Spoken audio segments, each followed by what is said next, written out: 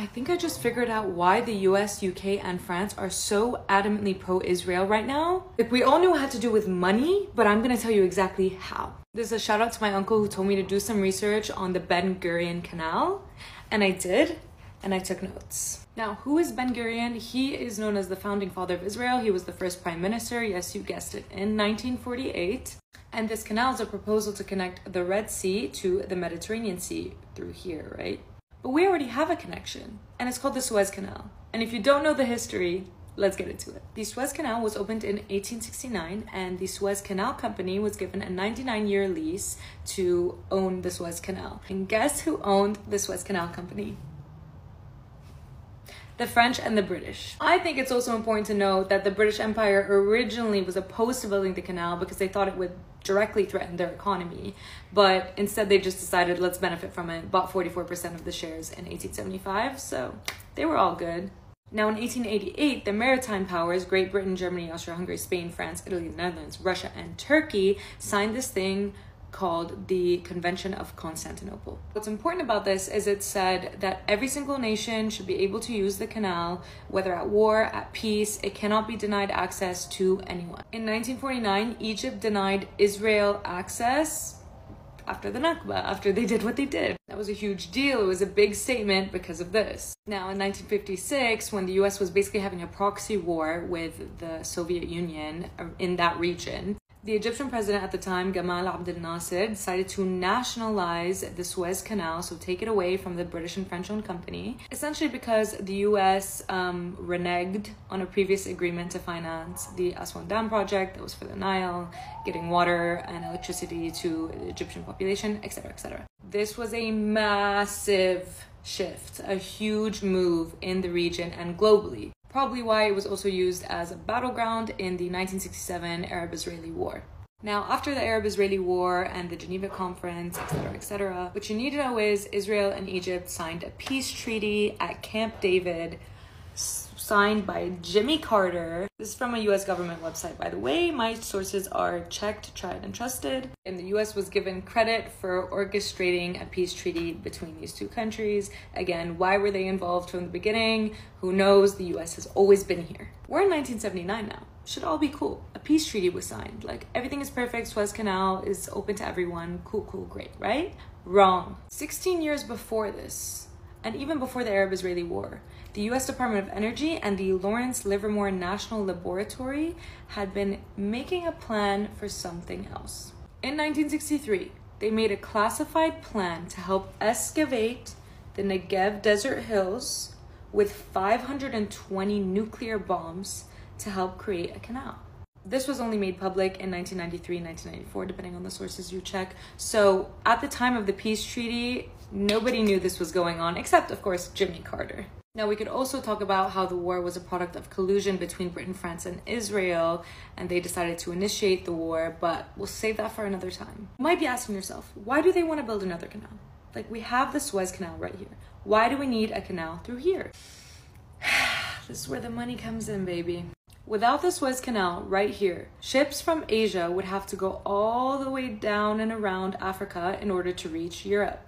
This canal right here currently sees the passage of 12 to 15%, depending on the source you check, of the world's trade and 10% of the global oil distribution. Just this little canal right here. Now, who benefits from this? Egypt, of course. It's their canal, right? In 2023, they broke records and made a revenue of $9.4 billion US. Yay for Egypt, right? Well, how do you think the US, the UK, France, and Israel feel about that? Not good. Suez Canal is not ideal. Up until 2014, you could only go one way, which meant for 6 hours it went in one direction and 6 hours it went in the other, which was super not efficient. It was also not wide enough to accommodate some of the largest ships in the world. So what happened in 2021? You might remember this. One of the world's biggest ships jammed the Suez Canal, leading to approximately $900 million of losses. And the US was really not happy about this, and the Pentagon released a statement that this made it difficult for the movement of their military vessels, specifically to Israel, but not to worry, they had other ways. Now, when they're planning the Ben Gurion Canal, they're planning to have it 50 meters deep, which is 10 meters deeper than the Suez Canal, and 200 meters wide, which will facilitate the biggest ships in the world going in both directions. Not only that, but directly competing with the Suez Canal, Israel projects that it would make them an annual revenue of about $6 billion a year. Plus. And now for the interesting part. There's one feature about the Suez Canal that's also really inconvenient, and that's the fact that it's built on pretty sandy shores. Now, I'm not an engineer. Now, from what I read, sandy shores are pretty inconvenient for a canal. They constantly need maintenance. But where Israel wants to dish it out to the Mediterranean Sea, it's a rocky land texture, which is ideal for these conditions. Let's zoom into this. That's the Gaza Strip. How annoying is the placement of the Gaza Strip for them? They have to actually turn the canal around so that it avoids this piece of land. Do you see where I'm getting at? They don't want ships to have to do this entire round and add a little time and inconvenience to their journey and have such close proximity to Gaza. What if they just built it through Gaza? Oh no, wait, they don't want to do that. They don't want to help the Palestinian economy. What do you mean? That would defeat the entire purpose, wouldn't it? Unless they took that land. Yeah, that's what's going on. Israel wants to seize Gaza, annex the land, take it over, so they can build their canal through it. And the US, the UK, and France are all for that because it's going to make them a lot of money at the cost of millions of lives destroyed. Unfreaking believable. Building this canal will not only redirect trade, but historically, Arab states used the Suez Canal to put pressure on Israel. So it will not only increase Israel's geopolitical standing, but it will also become a strategic asset for diplomatic negotiations for Israel and take away the most powerful thing the Arab states had against the US, UK, France, and Israel to keep them in line. And there you have it. That's the reason. I think I just figured out why the US, UK, and France are so adamantly pro-Israel. This is exactly why I freaking love TikTok. Go listen to what she has to say, and also here's an added bonus for you. In 2000, there was this massive natural gas field discovered off the coast of Gaza.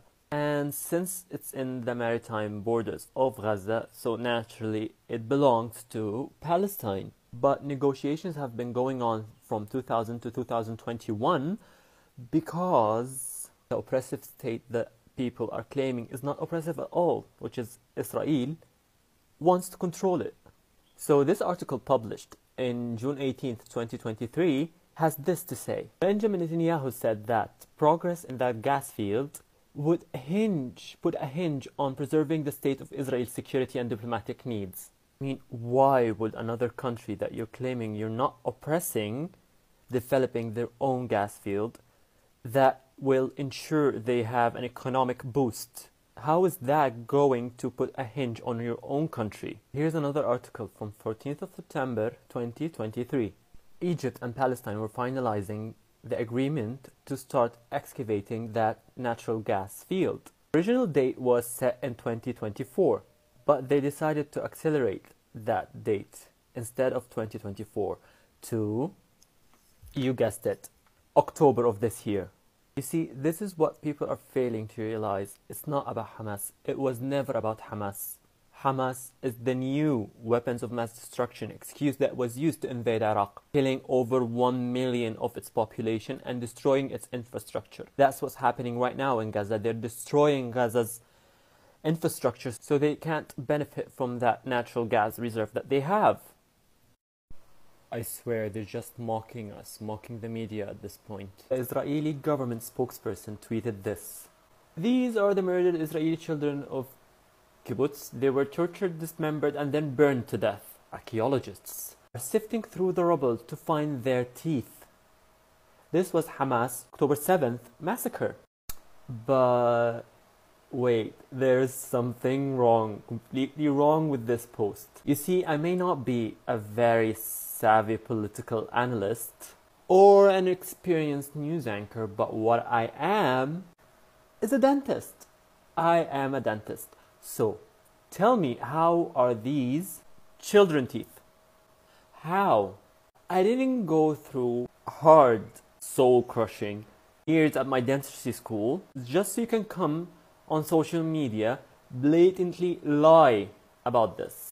I mean, never in my life have I seen a child with a 4-unit bridge. These are artificial teeth we make to replace missing teeth. And these right here, these are not real teeth. Like, this isn't how burnt teeth look like. It's like they're not even trying to put effort in their lies and the way they're trying to spread false propaganda on social media. This actually reminds me of a post I read almost like a year ago. This article was posted on the 5th of October 2022. A year ago. The wording is just like they're copying and pasting the words. They're not even trying to add anything new. I swear the lies that are being posted online by the Israeli government, by news anchors, by news organizations, they are all fake, baseless lies. And yet people take these lies and run with it. Yes, let's blame it on Hamas, the child murderers. I mean, only takes 1 minute to do your research. I'm not talking about them. They want to fool you. They want this false narrative. They want to give you this false narrative so you can run with it. But before you run with it, read about it. Educate yourself. This is really embarrassing. See, this is where I have a problem with whatever Israel says on social media. You see, Shani was abducted on the 7th of October by Hamas, and the first thing that Israeli media and the Western media tried to push out that she was murdered. Then they backtracked and said no, she's alive, but she was being kept hostage by Hamas. So now, after the last couple of days where Israel cut off the telecommunications in Gaza, internet coverage, cellular coverage, everything, cut off the electricity and everything, started ground infiltration in Gaza with tanks, heavy machinery, soldiers, also aerial strikes, bombing everywhere in Gaza. They announced that they found her body. But what is Israel without backtracking what they say on social media and on the news? They backtracked again and said no, they found remains. Not just her body, no, it's just remains. So what remains, you may ask? So basically an IDF soldier was walking between the rubble after infiltrating Gaza and bombing it for a couple of days. He saw something weird between the rubble. He picked it up and he's like, oh, I should take this and get it analyzed. He took it to a forensic lab, which concluded that it was a fragment of bone from the base of a skull of a human being. They did their DNA testing and they found out it belonged to her. Shani. I swear, even tacky Bollywood movies make more sense than this. They're more creative than this. Why would you pick a piece of bone between the rubble when you just killed like hundreds of innocent people? Why this specific piece of bone? What was so important about it? See, people believe this bullshit that Hamas killed her. But if you have one functioning brain cell, you would know that this doesn't make sense. This doesn't add up. The logical explanation is that Israel knew where she was being held captive. But they attacked and bombed the place anyway, because they don't care about hostages. They don't care about their own people being held captive by Hamas.